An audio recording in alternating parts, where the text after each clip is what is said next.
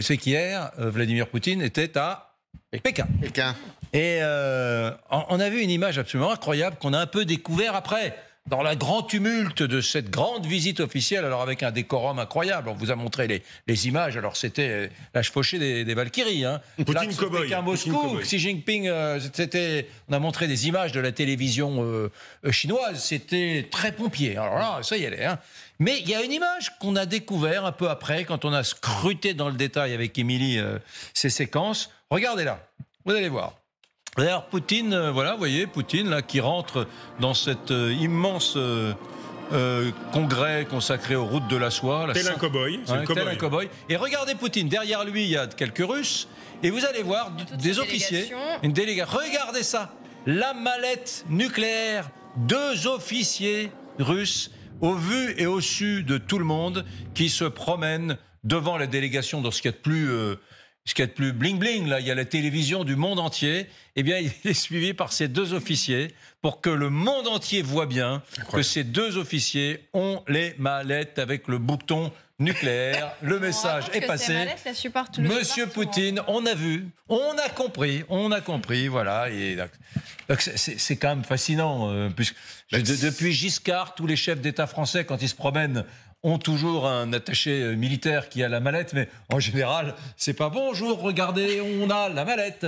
En général, c'est fait avec discrétion et élégance, mais là, alors vraiment... Mais là, elle a été particulièrement mise en avant. Qui souhaite rebondir sur ce sujet, mon colonel? D'abord, je voudrais en parler au colonel Pierre Dejean, qui lui a porté la mallette. Ah, c'est vrai, Pierre Dejean, il a porté la mallette? Oui. De Chirac. Oui, c'est ça. Oui. Et il a fait ça pendant un certain temps, donc il faudra lui en parler. Mais alors, en fait, Poutine est toujours accompagné de ces 2 hommes. Je me souviens d'un discours à Stalingrad, enfin pour célébrer la victoire de Stalingrad, et derrière lui, il y a 2 hommes en civil avec des mallettes, en ce moment ce qu'ils foutent là, juste derrière le discours, comme s'il y avait une urgence nucléaire. Alors on dit aussi que, comment expliquer ça? Et il y a toujours quelqu'un qui vient récupérer tout ce qui peut produire sur place afin de ne pas détecter de l'ADN. Donc certains disent, mais il y a peut-être une mallette qui est aussi consacrée à ça. Alors après, il ne faut pas confondre les 2, la mallette nucléaire. Ah oui, vous voulez dire, il y a une mallette consacrée aux déchets, disons-le clairement, au sel et au pipi de Poutine, pour ne pas que ce soit analysé, qu'on puisse déterminer quel est l'état de santé de... C'est ce que j'allais dire. Goya, mais quel il pense à tout, le colonel Goya. Non, mais bien sûr, c'est cool. Oui. Mais juste un dernier point, ils sont tellement... Alors, le problème des Russes, c'est que d'un côté, il y a un goût du secret, puis d'autre côté, il y a besoin d'étaler aussi sa force, sa puissance, sans même aller jusqu'au point, moi j'ai vu des images, où d'ouvrir la mallette nucléaire. C'est-à-dire, c'est inconcevable chez nous. Et on a des images de la mallette nucléaire, et d'ailleurs on est un peu déçus parce qu'on s'aperçoit que c'est un truc des années 70, avec un bouton blanc, un bouton rouge. Contrairement à ce qu'on pense, le bouton rouge c'est pour dire non, surtout pas. Et en fait c'est un peu décevant. Mais ce que je veux dire, c'est que les Russes montrent. Voilà, ils adorent. Alors, ça fait partie de la dissuasion nucléaire. Hein. Il faut avoir des moyens, bien sûr. Et il faut persuader tout le monde qu'on est prêt à l'utiliser.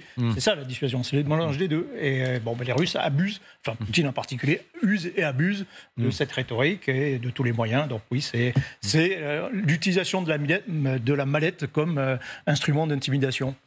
Vous, Alain, vous avez toujours considéré que... Et d'ailleurs, je ne suis pas trop d'accord avec vous là-dessus, que ça procédait d'une sorte de folklore viriliste poutinien, d'envoyer tout le temps des allusions à la réalité nucléaire, de se trimballer ostensiblement avec ces 2 officiers de l'armée russe derrière, avec la mallette bien visible, avec les angles métalliques, la téchékaise.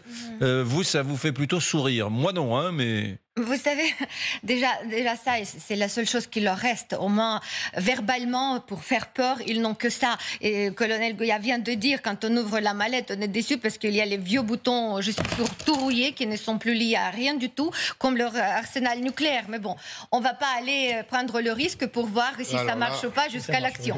Mais par contre, c'est vrai que quand j'ai vu, quand il y avait ces images des mallettes qui sont sorties, ça fait très...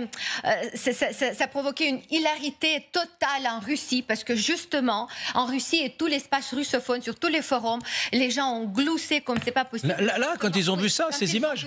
Mais ça m'a fait trop rire aujourd'hui. J'ai relu encore les échanges, parce que c'est complètement désacralisant ce que déjà aussi vient de dire Colonel, et je l'affirme, parce qu'on sait très bien que Poutine, il ne laisse jamais nulle part ses excréments.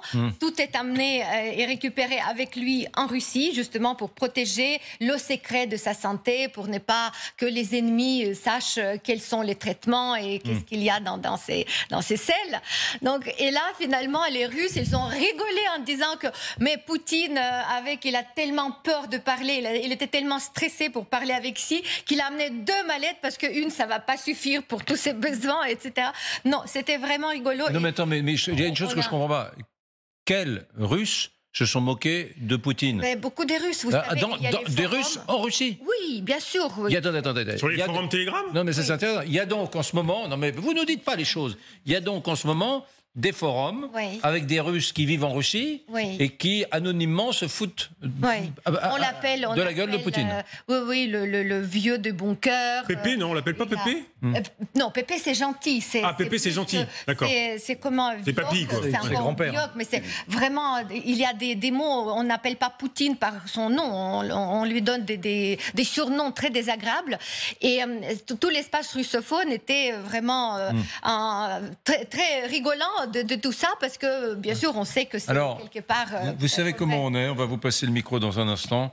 On aime bien présenter les choses en crescendo avec Émilie. Donc ça, c'était l'étape numéro 1, les petites valises façon attaché-caisse de Vladimir Poutine. Voici l'étape numéro 2 maintenant. Oui, le patriarche Kirill, qui ne nous a pas déçus. Vous savez, celui qui est si proche de Vladimir Poutine. Lui aussi, il aime bien agiter la menace nucléaire, mais alors là, ce que vous allez entendre, on ne l'a encore jamais entendu. C'est simple, Éric Brunet ne s'en est toujours pas remis. Écoutez ce qu'il a déclaré. Radi Ilkaïev, ici présent, est, à n'en pas douter, un excellent scientifique russe. Il est à la tête du centre nucléaire qui avait été fondé par ses glorieux prédécesseurs. Et sans le travail de ces hommes-là, de nos camarades scientifiques, je ne sais même pas si notre pays existerait encore. Sous le commandement des saints, ils ont créé des armes. Ces armes qui sont nées par la providence de Dieu. Et grâce au pouvoir de ces armes, la Russie est indépendante, libre. Les scientifiques ont quasiment sauvé notre pays. Renaud Pilat, ce monsieur n'est pas le rédacteur en chef de Pif Gadget, c'est le patriarche de l'église orthodoxe russe. Oui, mais Eric, c'est le pape russe. Alors il a un profil un peu particulier, c'est un ancien du KGB. Il faut être croyant pour le pardonner. Ouais. Ce qui fait scandaleux. Alors, l'église orthodoxe, en ce moment, et même depuis plusieurs années, c'est le bras armé du nationalisme de Poutine. C'est pas une église où on va prier pour le plus faible, on va prier pour le plus pauvre. Non, on va prier pour la grande Russie, pour on soutient la guerre, on soutient Boutcha, on soutient tout ça. On va prier pour éradiquer l'Ukraine des Ukrainiens. Hein. C'est ça, c'est ça. Non, sérieusement, hein. Oui, bien sûr. En plus des frères orthodoxes. Et effectivement, ce charmant jeune homme, ancien agent du KGB, qui a habité en Suisse, fan de ski, fan de monde de luxe, fan de, de voitures de luxe. Enfin, si c'était pas dramatique, ça serait un film des Monty Python. On enlève juste tout son accoutrement et on se retrouve avec un ancien agent du KGB, frimeur, mafieux et qui a du sang sur ses paroles. C'est scandaleux. Margot Haddad. Il dit quelque chose de très important. Il dit que la Russie n'existerait pas sans ses armes nucléaires. Parce que oui, sur un plan géopolitique, la dissuasion sert à quelque chose à l'ordre actuel, puisque on le voit avec la guerre en Ukraine, l'Occident n'aurait pas réagi de la même manière si la Russie n'avait pas ses armes nucléaires. Le patriarche Kirill joue le rôle de la communication sur le territoire russe pendant que Vladimir Poutine essaie de jouer son rôle de communicant sur la scène internationale où c'était son deuxième déplacement à l'étranger. Il faut le savoir, Vladimir Poutine est considéré comme un pestiféré sur la scène internationale. Même Lula, qui lui avait dit qu'il lui promettait pour le G20 aucune arrestation s'il venait lors du prochain G20, eh bien, a changé son fusil d'épaule en disant clairement que ça en revenait à la justice brésilienne d'avoir sa condamnation ou son arrestation sur le sol brésilien. Donc bien sûr, il a encore des alliances, mais la réalité, c'est que il est tout de même considéré et minimisé par rapport à avant.